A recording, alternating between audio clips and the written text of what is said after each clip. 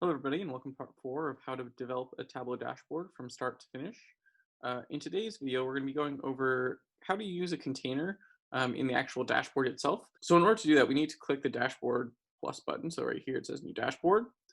All right, so we've got this new dashboard here. So it's really easy with Tableau just to kind of add in your sheets basically. So as you see, I just clicked on this, selected it. We're going to set it to floating first just to set things up. I don't want this one as well. Again, we're going to set to floating, go down to floating. All right, and so now here's the tricky thing. At least I've found people find it kind of tricky. Some of you will get it right away, some of you won't. The concept of a container.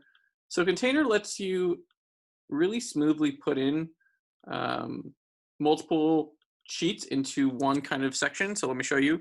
So what you'll see is it tells you to hold down shift and drop floating objects into container. So you hit shift and suddenly you'll see it lights up. And you'll see that And you'll see that I also selected vertical. Sorry, I didn't point that out. I selected the vertical container and I'll show you what that means here. So now I'm gonna have this other one. So this is what the vertical container means. So you can stack things on top of each other. And so we could put even a third chart here. Let's just put in, we're gonna build this later, but let me put in this third chart just to show you kind of what it looks like once you get a third one in there. Oh, it's already, see, it actually went there automatically. I didn't realize that. So what this lets you do is you now have a container here. And so in order to actually manipulate this, you need to select layout container.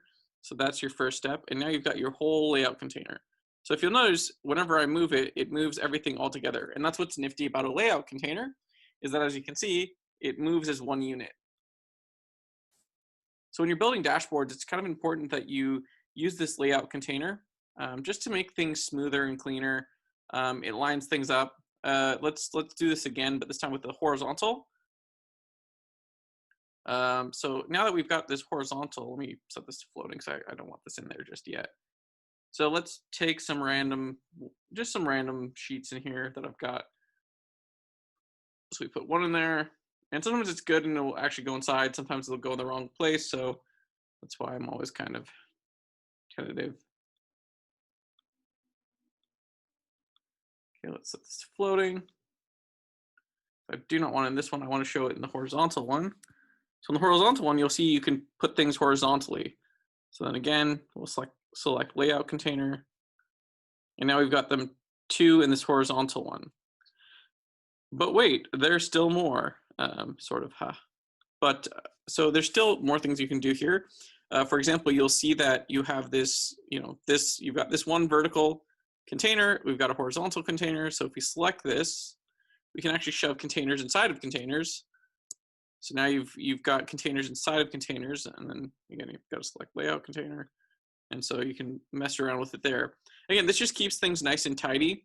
Again, maybe you want, depending on how you want to set this all up, it just keeps your whole organizational structure clean. So I'm going to delete everything here, and we're going to go through this for the actual dashboard. So for this dashboard, we're going to start with a horizontal layout container. We can set it to floating. And then inside of this, we're going to shove this metric. We're going to do to floating. So it's already fallen into this container automatically.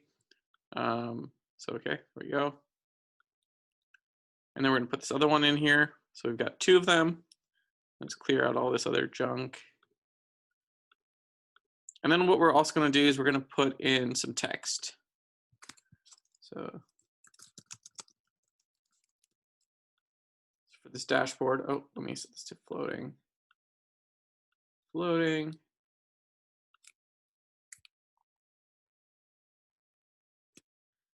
Now let's select this whole layout container. And this is kind of how we're going to treat, oh, it's a little bigger. We continue to select this layout container. And you can mess with it from here to make it fit the size you want. And if you need to figure out like sizes of things, you can go to layout.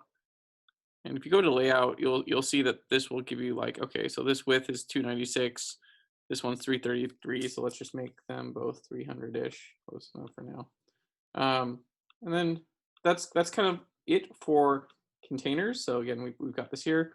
So this is kind of the start, like the top part of your dashboard that we're going to eventually put together. Let me pull this apart a little more. You know, it'll kind of size everything up proportionally. So if you recall, it's kind of good to have something that catches your eye.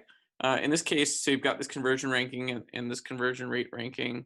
Um, these big scores, and I actually will probably end up hiding these or renaming these in general, so it's simplified. Will act as kind of your eye-catching numbers that should track your director's kind of eye line to the first metrics. And then after that, we're going to kind of put below some more explanatory things. And above this, you're going to put a title, of course. So up here, we're going to put a title, and we'll put some filters. So actually, let's put a filter now. So let's put a filter.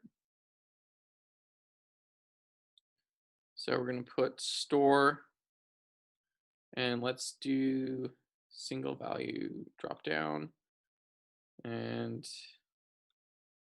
it's set to floating.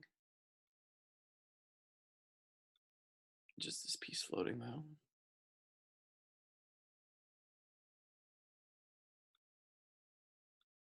Get rid of this.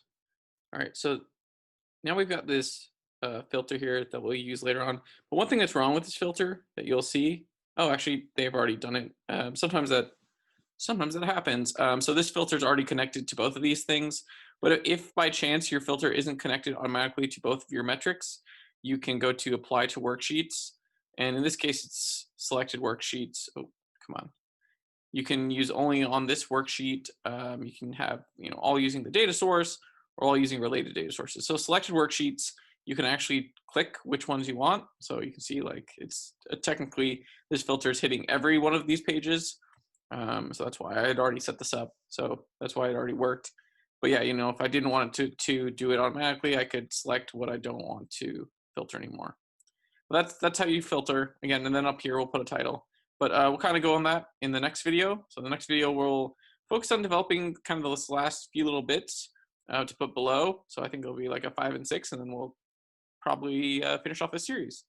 Thank you guys so much, and catch you guys next time.